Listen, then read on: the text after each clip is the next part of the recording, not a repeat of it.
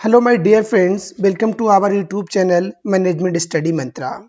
Management study Mantra की इस video series में हम डिस्कस करेंगे कि रिसर्च पेपर थीसिस के रिगार्डिंग इम्पोर्टेंट टिप्स क्या हैं। जब आप थीसिस राइटिंग करते हैं या आप रिसर्च पेपर राइटिंग करते हैं तो उसके रिगार्डिंग इम्पोर्टेंट टिप्स क्या है, कौन से टिप्स होने चाहिए, इन सारे टिप्स को हम वन बाय वन डिस्कस करते हैं। गाइस, इससे पहले जो हमने डिस्कस किया था थीसिस के रिगार्डिंग, रिसर्च पेपर के रिगार्डिंग कैसी स्ट्रक्चर होती है, बेसिकली कंपोनेंट क्या होते हैं, उन सारे कंपोनेंट को, सारी स्ट्रक्चर को हमने वन बाय वन डिस्कस किया था। अगर उस वीडियो को आप देखना चाहते हैं तो प्लेलिस्ट में जाइए, वहां से आप उस वीडियो को देख सकते हैं। तो अभी हम जो डिस्कस करते हैं कि इम्पोर्टेंट टिप्स क्या हैं, आप कैसे एक अच्छी थीसिस, कैसे आप एक अच्छा रिसर्च पेपर लिख सकते हैं जो आपका रिसर्च पेपर है किसी अच्छे जर्नल्स में पब्लिश हो जाए। तो इसके रिगार्डिंग कुछ इंपॉर्टेंट टिप्स हैं। सबसे पहले जो आपका टिप्स आता है, स्टार्ट अर्ली एंड प्लान। सबसे पहले क्या करना है, आपको एक प्लान करना है कैसे स्टार्ट करना है इसके रिगार्डिंग। और रिसर्च पेपर और thesis is a long term project. Basically जो आपका थीसिस है, एक रिसर्च पेपर है, वो क्या है, लॉन्ग टर्म प्रोजेक्ट होते हैं। सो क्रिएट अ टाइमलाइन, आप एक टाइमलाइन क्रिएट करिए and set milestone for each section. अब जितनी भी आपकी जो थीसिस हैं उनके जो अलग अलग सेक्शंस हैं, ठीक, उनको आप एक उनके रिगार्डिंग एक टाइम पीरियड, एक माइलस्टोन सेट करिए। Break the process into a manageable task. जो आपकी प्रोसेस है उसको अलग अलग जो टास्क है उनमें आप डिवाइड करिए।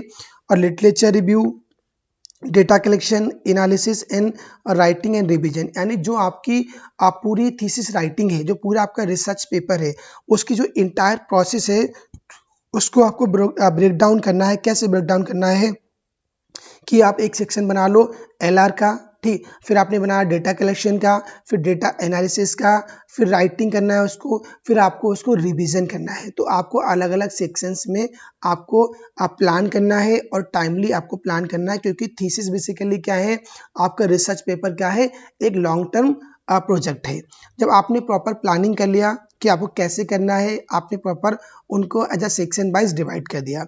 इसके बाद क्या होना चाहिए आपका टिप्स कि बी क्लियर एंड कंसाइज। आपका जो रिसर्च पेपर है वो बहुत क्लियर होना चाहिए। आपकी जो थीसिस है बेसिकली बहुत क्लियर और बहुत ही कंसाइज होना चाहिए। Use clear straight forward language. आपकी रिसर्च के अंदर आपकी जो थीसिस है या रिसर्च पेपर है उसके अंदर बहुत ही क्लियर और बहुत ही स्ट्रेट फॉरवर्ड आपकी लैंग्वेज होना चाहिए। ऐसा नहीं कि बहुत ही कन्फ्यूजन आपने लैंग्वेज यूज कर दी। Avoid unnecessary jargons.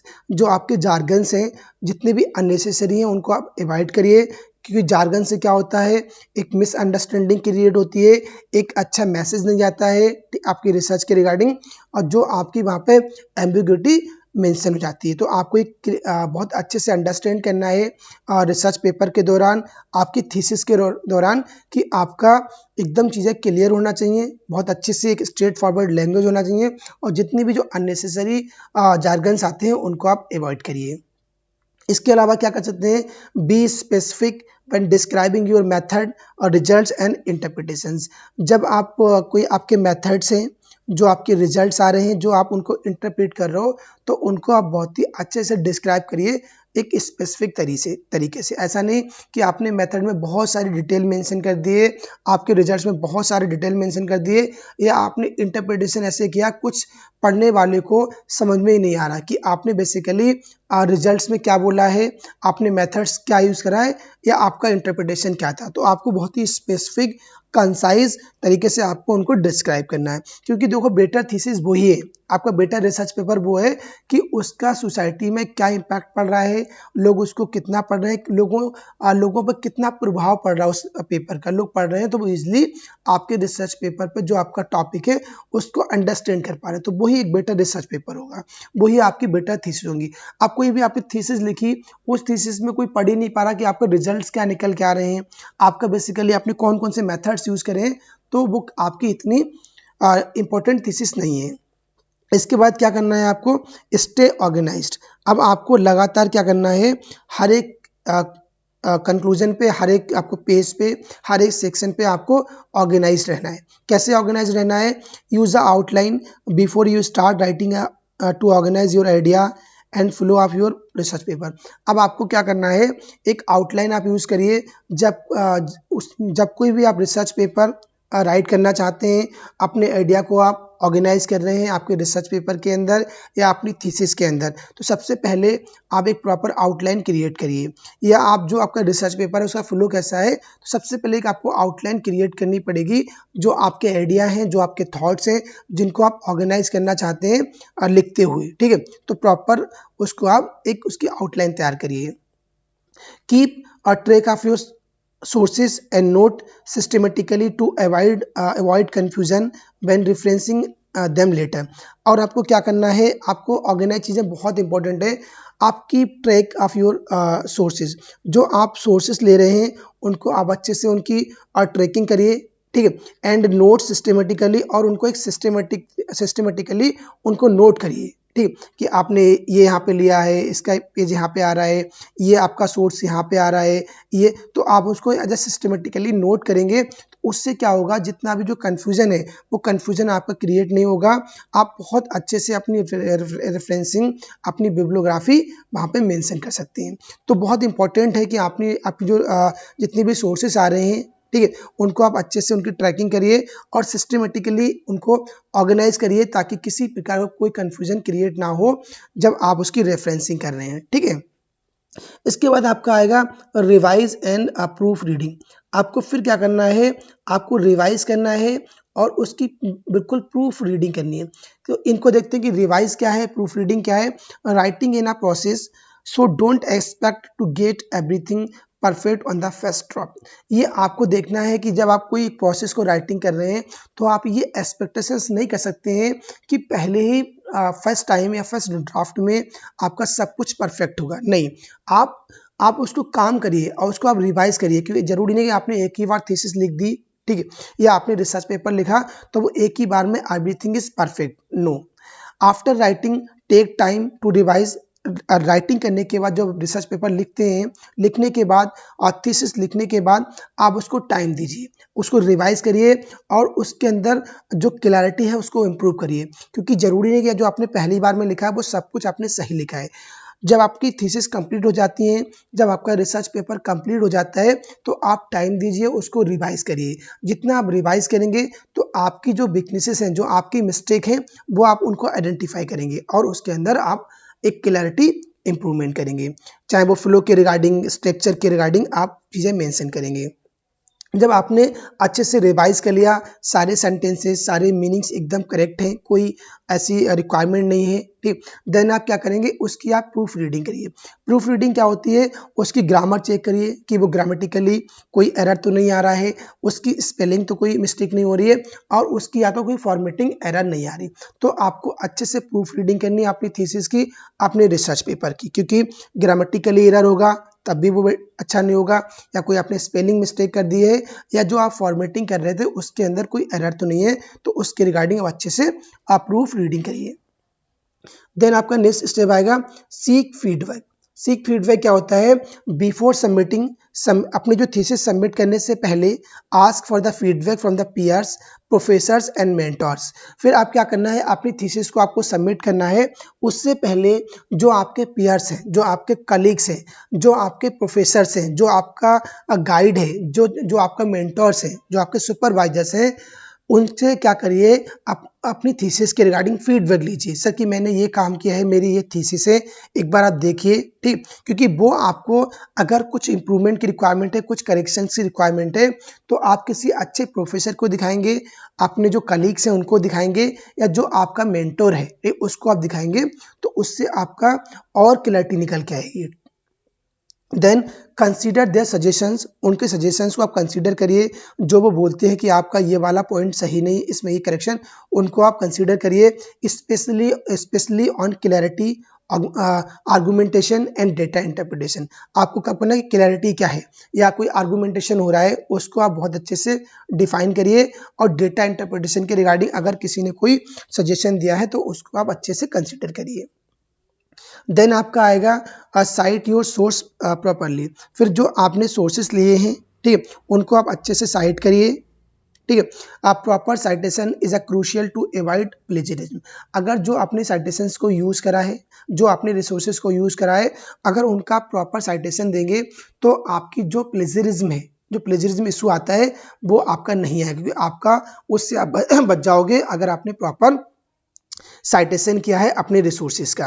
Be consistent with your chosen citation style through out the research paper, कि आपने कंसिस्टेंसी आपको मेंशन करनी है। जब आपने जो आपका साइटेशन आपने चूज करा है वो साइटेशन पूरे entire research paper, entire thesis में वही आपका साइटेशन यूज होना चाहिए। ऐसा नहीं कि आपने एक रेफरेंसेस में आपने साइटेशन एपीए स्टाइल यूज कर लिया, सेकंड में आपने शिकागो यूज कर लिया, फिर आपने और उसमें एमएलए यूज कर लिया। तो ऐसा नहीं कि आप एक साइटेशन चूज करिए, उसी साइटेशन को इंटायर रिसर्च पेपर या इंटायर थीसिस के अंदर आप उसको यूज करिए। और आपको ये बहुत अच्छे से देखना है कि जितने भी आपके सोर्सेज हैं जहाँ से आपने हेल्प लिया है अपनी रिसर्च में, अपनी थीसिस में, उनको प्रॉपर आप साइट करिए। इसके यूज साइटेशन मैनेजमेंट टूल, बहुत सारे साइटेशन मैनेजमेंट टूल्स हैं। आप जोटेरो यूज़ कर सकते हैं, एंडनोट है, ठीक, मेंडले है। ये क्या है, आपके रेफरेंसिंग मैनेजमेंट सॉफ्टवेयर हैं, आपके बिब्लियोग्राफी सॉफ्टवेयर हैं। इनकी हेल्प से आप क्या कर सकते हैं कि जो रेफरेंसेस आ रहे हैं, जो आपकी बिब्लियोग्राफी आ रही है, उसको आप अच्छे से ऑर्गेनाइज कर सकते हैं। उससे इनसे इनकी हेल्प से आप अच्छे से उसकी फॉर्मेटिंग कर सकते हैं। तो जोटेरो की आप हेल्प ले सकते हैं, एंड नोट है, मेंडले है, और बहुत सारे रेफरेंसिंग मैनेजमेंट सॉफ्टवेयर हैं, इनको आप यूज़ कर सकते हैं। तो ये बेसिकली इंपॉर्टेंट टिप्स हैं for writing a research paper and thesis writing. अब रिसर्च पेपर और थीसिस राइटिंग में क्या अलग कंपोनेंट्स होते हैं, आप एक्स्ट्रा क्या डालते हो थीसिस में, उनको भी देखते हैं। लिखा बोला गया है थीसिस स्पेसिफिक कंसिडरेशन। अब थीसिस क्या है, एक बहुत बड़ा डीप एनालिसिस है compare to the research paper. Research paper क्या है, एक शॉर्ट फॉर्म है कंपेयर टू थीसिस, जबकि थीसिस क्या है, एक ब्रॉड आपकी एक एनालिसिस है, ब्रॉड अंडरस्टैंडिंग है of the topic. A thesis generally require more depth than a research paper। यही बोला गया है कि थीसिस में क्या रिक्वायरमेंट होती है, ये बहुत डेप्थ होते हैं compare to research paper and often represents the culmination of your academic programs. ठीक है, it involves more extensive research. इसमें बहुत एक्सटेंसिव रिसर्च होती है, हाई लेवल की रिसर्च इन्वॉल्व होती है, एक बड़ा सैंपल साइज आप लेते हो, और इसका जो एनालिसिस होता है बहुत कम्प्लेक्स होता है compare to the research paper, compare to the research article. तो एक थीसिस क्या है, ब्रॉड समरी है किसी भी टॉपिक के रिगार्डिंग। अब थीसिस की स्ट्रक्चर में कुछ डिफरेंट क्या होता है, आप क्या उसमें एडिशन कर सकते हैं। In addition to the basic structure outline above already बताया है, a thesis might also include. Thesis के अंदर आप एक्स्ट्रा क्या एडिशन आप इंक्लूड करना चाहते हैं, इसमें आप एक्नॉलेजमेंट देंगे, जबकि रिसर्च पेपर में कोई ऐसी रिक्वायरमेंट नहीं है, बट आपको थीसिस में एक्नॉलेजमेंट देना पड़ेगा। एक एक्नॉलेजमेंट क्या है, बेसिकली एक सेक्शन होता है where you think those who help in your research paper. एक आप ऐसा सेक्शन बनाते हो, ऐसा पेज बनाते हो जहाँ पे आप ये सोचते हो, आप ये सोचते हो कि आपको किसने आपके रिसर्च के दौरान आपको हेल्प किया है, किनका सपोर्ट रहा है, उनको आप थैंक्स देना चाहते हो अपने एक्नॉलेजमेंट के अंदर। तो एक्नॉलेजमेंट बेसिकली क्या है, एक ऐसा सेक्शन है यहाँ पे थीसिस जहाँ पे आपको लगता है कि आपकी जो इंटायर रिसर्च प्रोसेस था, तो उसमें किस किस ने आपको हेल्प किया है, तो उनको आप एक्नॉलेज, उनको आप थैंक्स देना चाहते हो। इसमें आप एक्स्ट्रा करते हैं एक्नॉलेजमेंट के अलावा अपेंडाइसिस। अपेंडाइसिस क्या होता है, एक सप्लीमेंट्री मटेरियल होता है, एक आपका एक्स्ट्रा मटेरियल है। इसमें आपका रॉ डेटा हो गया, क्वेश्चनियर हो गए, या आपको डिटेल्ड चार्ट है that support your work but is too last to include in a main body. जो क्या है कि आपने मेन बॉडी में क्या करा है, आपने उसको इंक्लूड किया है, उसका जैसे आपका रॉ मटेरियल हो गया, क्वेश्चनियर हो गया, कोई आपने डिटेल्ड चार्ट है, उसको आपको यहाँ पे डिस्क्राइब करना पड़ेगा, एज अ अपेंडिक्स में मेंशन करना पड़ेगा, जो आपकी रिसर्च वर्क को सपोर्ट करेगा। फिर आप चैप्टर डिवीजन, जबकि आपका जो रिसर्च पेपर है उसमें कुछ चैप्टर्स हम डिवाइड नहीं करते हैं, थीसिस में हम अलग अलग चैप्टर्स बनाते हैं कि हमारा चैप्टर 1 है, चैप्टर 2 है, चैप्टर 3 है, चैप्टर 4 है, चैप्टर 5 है। आप अलग अलग चैप्टर्स बनाते हैं, उनका डिवीजन करते हैं।